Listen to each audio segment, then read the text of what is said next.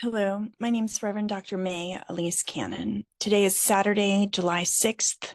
Today is day 274 since the attacks by Hamas on the south of Israel on October 7th. 274 days since the Israeli government cut off the majority of water, gas, electricity, and humanitarian supplies from the majority of the population in Gaza. 274 days since 240 plus hostages were taken captive, and now more than 100 remain. And it's not known how many are dead or alive, still held in the Gaza Strip. 274 days since 520 Palestinians, more than that, have been killed in the West Bank because of the incursions of the Israeli military and settler attacks. 274 days since Israel has dropped more munitions on the 2+ million people in Gaza, more than 4 times the amount of explosives dropped on Hiroshima when the atomic bomb was dropped during World War II, on an area that's only about a third the size geographically of Hiroshima. It was recorded that on October 6th, 1945, when the B-29 dropped the atomic bomb from 31,000 feet, the bomb exploded about 1,500 feet above the city, and 1,500 tons of TNT was dropped. And so far, in the last 274 days, more than 75,000 tons of explosives have been dropped on Gaza, according to Al Jazeera. Again, that's more than 4 times the amount of the atomic bomb that was dropped on Hiroshima. It's been said by the Begin Sadat Center that as of May 14th of this year, that 662 soldiers from the Israeli Defense Forces have been killed since October 7th.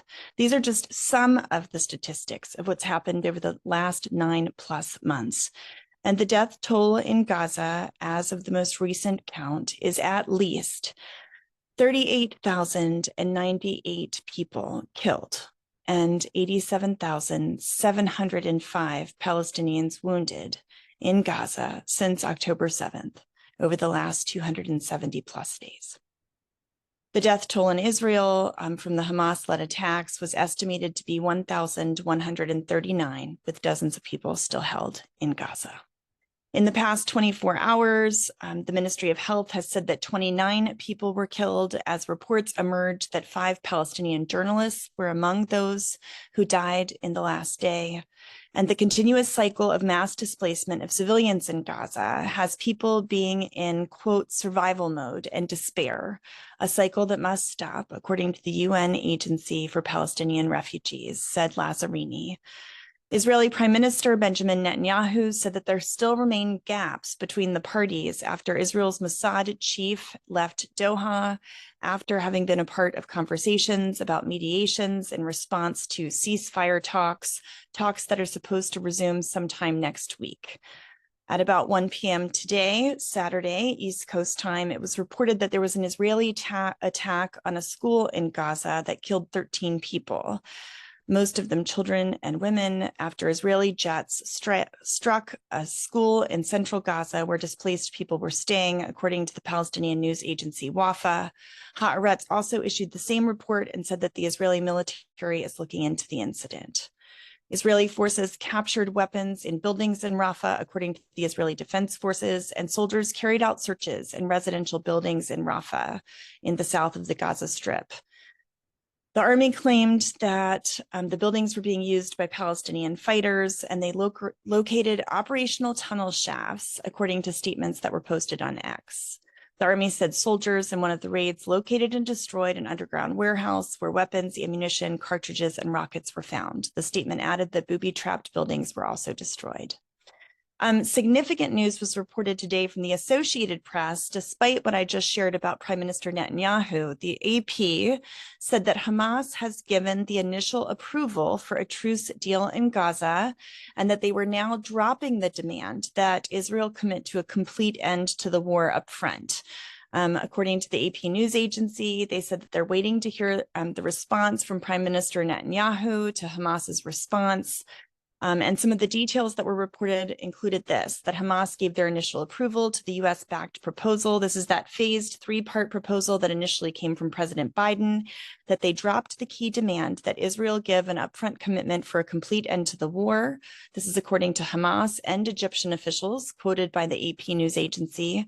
The report, compromised by the Palestinian group, could help deliver the first long-term pause in fighting since November and could set the stage for further talks on ending the devastation that's happening in Gaza.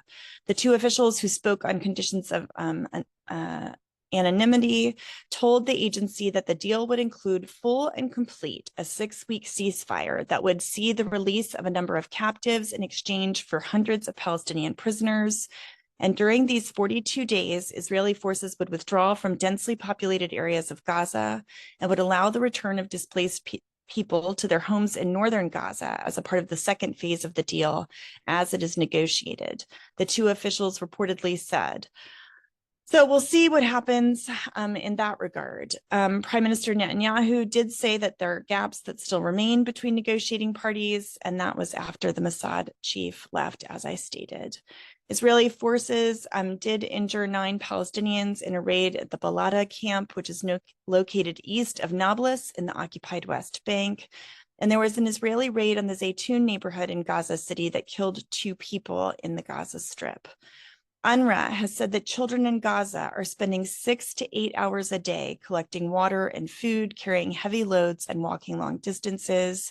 And in the West Bank, there was a huge blaze that was started by Israeli settlers near Ramallah. Israeli settlers were said to set fire to a large plain in the West Bank that is northeast of the city of Ramallah, according to the Palestinian media. And in addition, there was footage from Yesh Din, an Israeli human rights organization, that showed 20 settlers that threw stones at homes in a village of Madama, which is located south of the West Bank city of Nablus, setting fire also to an olive vineyard there. Al-Quds Brigades claims to have attacked an army site in southern Israel. This is an armed wing of the Islamic Jihad group. They said that their fighters targeted an Israeli military site around the Sufa Jewish settlement with a barrage of heavy mortar shells. They also added in a separate statement that they had shelled Israeli vehicles on a supply line in what's called the Netzarim corridor inside the Gaza Strip. You'll recall the Netzarim corridor is that corridor that has separated North Gaza from South Gaza. The Israeli army also released 15 detainees, and according to news reports, survivors have said that after releasing these detainees that were taken from Gaza, they testified that shortly after their release that the Israeli army had attempted to drop bombs on them, several of them having been killed. The Washington Post reported today that the Gaza war has been a recruiting boon for terrorists, where U.S. intelligence has showed widespread anger, not only towards Israel, but towards the U.S. and its role in supporting the Israeli campaign against Hamas, and that this has galvanized terrorist organizations globally, according to top State Department officials. So please pray for peace, pray for ceasefire negotiations, pray for all those that are directly involved, for the decision makers, for those that have influence on decision makers, for strength and perseverance for all of those who are currently suffering. Pray for breakthroughs, for all of the systematic issues on every front, that they might be addressed, that there could be demilitarization, the de-escalation of violence, release of prisoners and hostages, humanitarian access and assistance, that it might be made readily available. There's so much to pray for and to work toward, that we would not give up hope, but that we would continue to work towards peace and justice on the political front, but on so many other fronts as well, that we would work towards the end of the bombing of Gaza, the end of all violence, lasting and sustainable peace. We will continue to work towards that end in the name of Christ. Amen.